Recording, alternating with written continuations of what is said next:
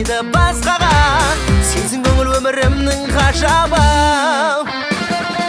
Жағасында есілдің бой төсеген жас қала, ата-баба дәстүрін сақтай білген басқалар. Көз тартады сәулетің, арта берсін дәулетің, сенен асқан шаһарды жашағаннан таппаған. Осындай астана өзіңнен бақ таба, кең дала сарылтқан көзіне шат қала. Аялаған астанамыз бақыт құсы басында. Қазақстан ғажабыстан бар достарым қасымда.